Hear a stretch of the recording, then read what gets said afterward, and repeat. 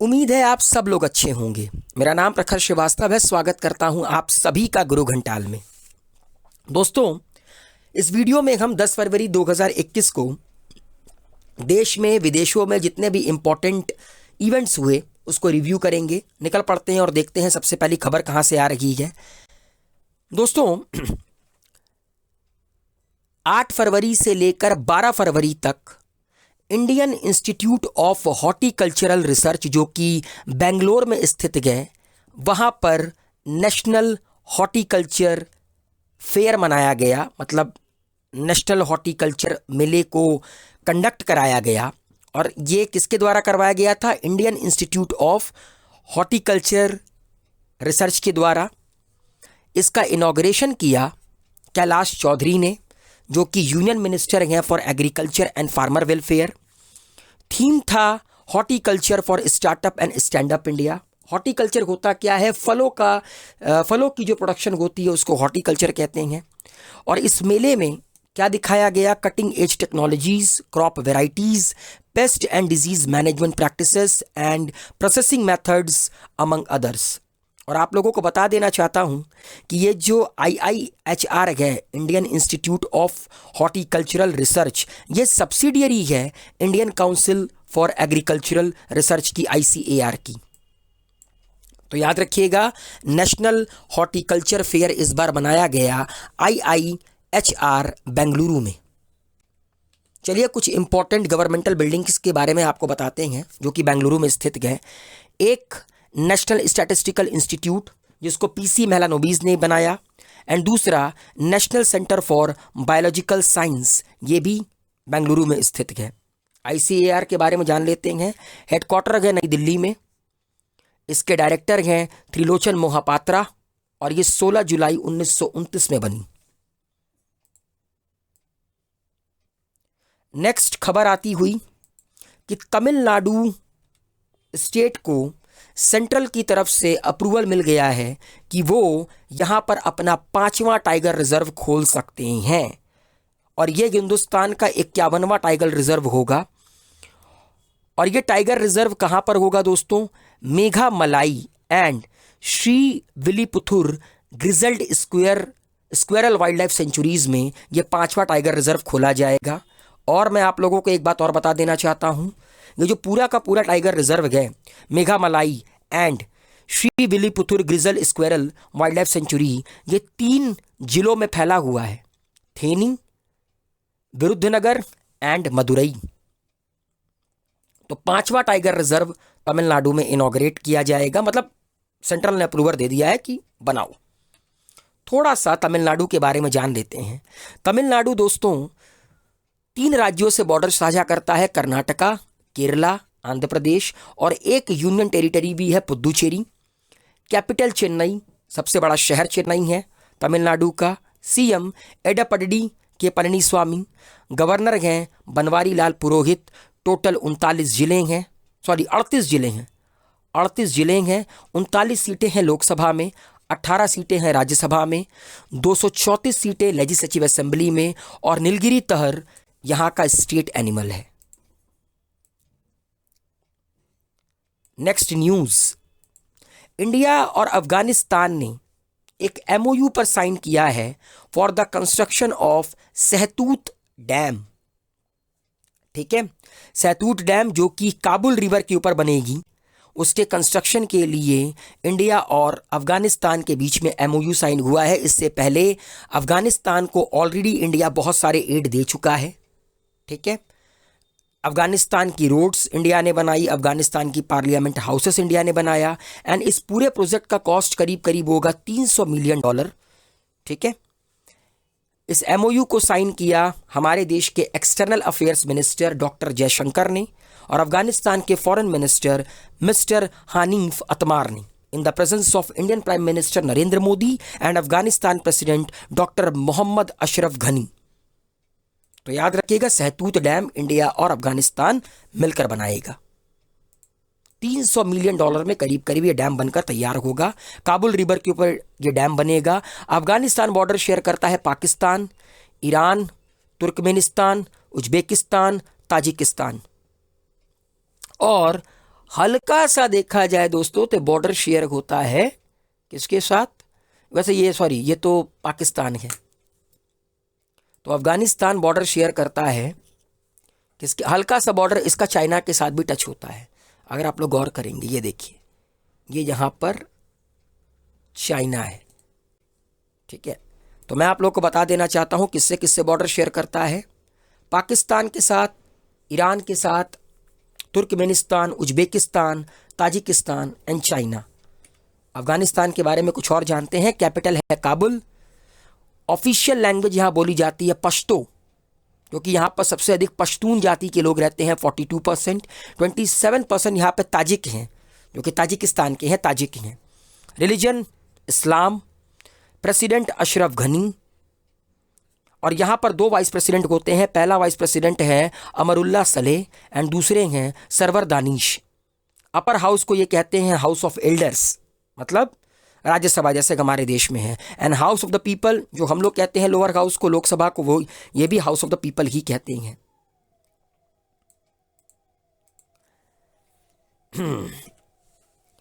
Sky root aerospace ने एक MOU sign किया है बेलाट्रिक्स एरोस्पेस के साथ for what, to make use the orbital transfer vehicle being developed by Bellatrix Aerospace. Bellatrix Aerospace एक कंपनी है जो कि ऑर्बिटल ट्रांसफर व्हीकल बनाती है, और स्काई रूट एरोस्पेस ने इसके साथ एक एमओयू साइन किया है कि ये बेलाट्रिक्स एरोस्पेस के द्वारा बनाए जा रहे ऑर्बिटल ट्रांसफर व्हीकल का इस्तेमाल करेगी in the upper stage of Vikram series of launch vehicle being developed by Skyroot. मतलब कि स्काई रूट भी एक लॉन्च व्हीकल बना रही है विक्रम सीरीज की, तो ये अब मिलकर बनाएगी किसके साथ, बेलाट्रिक्स के साथ, ठीक है, बेलाट्रिक्स एरोस्पेस के साथ। और इस the vehicle is expected to launch a low earth orbit in 2023 on the Vikram rocket. और ये जो व्हीकल बनाया जाएगा इसको 2023 में लॉन्च किया जाएगा लो अर्थ ऑर्बिट में ऑन विक्रम रॉकेट, ठीक है। And the vehicle is expected to help global operators reduce time and cost for launching communication and earth observation satellite. और इसके बन जाने के बाद, इस व्हीकल के बन जाने के बाद जो टाइम लगता है और जो कॉस्ट लगता है communication and earth observation satellite को लॉन्च करने के लिए, वो कम लगेगा। आइए स्काई रूट एरोस्पेस के बारे में जान लेते हैं। प्राइवेट कंपनी है, 12 जून 2018 में बनी। इसके सीईओ हैं पवन कुमार चंदाना, ठीक है। और विक्रम 1, विक्रम 2, विक्रम 3 ये लॉन्च व्हीकल, ये कंपनी मेनली लॉन्च व्हीकल बनाती है, स्काई रूट एरोस्पेस। दिल्ली की कैबिनेट ने अप्रूव किया है मुख्यमंत्री विज्ञान प्रतिभा परीक्षा स्कीम, ठीक है, जिसके तहत The Delhi cabinet has approved the मुख्यमंत्री विज्ञान प्रतिभा परीक्षा in which ₹5,000 will be provided to 5,000 रुपए दिए जाएंगे 1,000 बच्चों को, मेरिटोरियस स्टूडेंट को, मतलब जो लोग मेरिट में आते हैं, जो टॉपर्स होते हैं क्लास 9th के, जो दिल्ली के स्कूलों में आपका पढ़ रहे हैं, दिल्ली के स्कूलों के क्लास 9th के 1,000 मेरिटोरियस स्टूडेंट को दिल्ली सरकार 5,000 रुपए देगी अंडर मुख्यमंत्री विज्ञान प्रतिभा परीक्षा स्कीम, ताकि जो एक्सीलेंट और टैलेंटेड स्टूडेंट्स हैं उनको प्रमोट किया जा सके आने वाले भविष्य में एक्सीलेंस को अडॉप्ट करने के लिए। एक किताब लॉन्च हुई है, संगीत पॉल चौधरी ने इस किताब को लिखा है। इसका नाम है platform scale for a post pandemic world, ठीक है। इसको पब्लिश किया है पेंगुइन रैंडम हाउस इंडिया ने, ठीक है। तो platform scale for a post pandemic world, इसको लिखा किसने है, संगीत पॉल चौधरी ने। एक और किताब है दोस्तों जिसको कि हमारे देश के भूतपूर्व vice president mister Hamid Ansari ने लिखा है, और ये है by many a happy accident recollections of life. इसको लिखा गया हमारे देश के वाइस प्रेसिडेंट रह चुके हामिद अंसारी ने। और मैं आप लोगों को बता देना चाहता हूं, हामिद अंसारी वाइस प्रेसिडेंट बनने से पहले फॉर्मर डिप्लोमेट भी रह चुके हैं। ये एम्बेसडर रह चुके हैं हिंदुस्तान के यूएई में, अफगानिस्तान, ईरान, सऊदी, यहाँ पर ये एज अ हाई कमिश्नर काम कर चुके हैं। एंड यूनाइटेड नेशन में परमानेंट एग्जीक्यूटिव रिप्रेजेंटेटिव के तौर पर भी डॉक्टर हामिद अंसारी ने अपनी सर्विसेज दी हैं। इंडिया का पहला thunderstorm research test bed establish होगा उड़ीसा में, और इसको बनाएगा कौन? इसको बनाएगा इंडियन मेट्रोलॉजिकल डिपार्टमेंट, उड़ीसा के बालासोर जिले में। ठीक है। And the facilities will be established in a collaboration between the Ministry of Earth Science, IMD, DRDO and ISRO। मतलब ये चारों मिलकर काम करेंगे इस thunderstorm research test bed को बनाने में। थोड़ा सा IMD के बारे में जान लेते हैं। 1875 की संस्था है, हेडक्वार्टर है आपका दिल्ली। ठीक है। एंड मिनिस्टर कौन है इसके? डॉक्टर हर्षवर्धन, जो कि यूनियन मिनिस्टर ऑफ साइंस है, उनके अंडर में है ये पूरा की पूरी संस्था। ईशांत शर्मा तीसरे हिंदुस्तानी पेसर बन गए जिन्होंने 300 टेस्ट विकेट का जादुई आंकड़े को छुआ। ये छठवें इंडियन और तीसरे पेसर बन गए, और इन्होंने अभी फिलहाल जो मोटेरा स्टेडियम में क्रिकेट मैच हुआ इंडिया और इंग्लैंड के बीच में, उसमें इन्होंने अपना 100वां टेस्ट मैच खेला। इसके पहले अनिल कुंबले 619 विकेट, कपिल देव 434, रविचंद्रन अश्विन 377, हरभजन सिंह 417, जहीर खान 311, और ये हिंदुस्तान के तीसरे पेसर और छठवें बॉलर बने जिन्होंने 300 के जादुई आंकड़े को पार किया। वर्ल्ड पल्सेस डे मनाया जाता है 10 फरवरी को हर साल, यूनाइटेड नेशन ने डेजिग्नेट किया है। इसको मनाता है FAO, food and agricultural organization, जिसका हेडक्वार्टर रोम में है। इस दिन बताया जाता है इंपॉर्टेंस ऑफ पल्सेस, मतलब जितनी भी दाल हैं, ड्राई बीन्स हैं, उनकी इंपॉर्टेंस को पूरे वर्ल्ड को बताने के लिए ये वर्ल्ड पल्सेस डे हर साल 10 फरवरी को मनाया जाता है। और इस साल इसका थीम था nutritious seeds for a sustainable future. FSSAI, food safety and standard authority of India ने ट्रांस फैटी एसिड को 2% तक कम करने का प्रावधान रखा है जनवरी 2022 से हर फूड प्रोडक्ट में। ठीक है। चलिए, करेंटली क्या थी permissible limit? Currently permissible limit थी 3%, जिसको कि 5% से काट कर 3% किया गया 2021 में, और आगे ये 2% कर दिया जाएगा ट्रांस फैटी एसिड को जनवरी 2022 से। FSSAI के बारे में जानते हैं, बनी अगस्त 2011 में। ठीक है। चेयरपर्सन कौन है? Rita Teotia. Chief executive officer हैं अर्जुन सिंघल। इंडियन आर्मी ने फाउंडेशन डाला 100 फुट ऊंचे नेशनल फ्लैग का गुलमर्ग में। ठीक है। गुलमर्ग जो कि बारामूला जिले में है। इंडियन आर्मी ने वहां पर 100 फीट हाई पोल, मतलब 100 फीट ऊंचा झंडा को होस्ट किया। एंड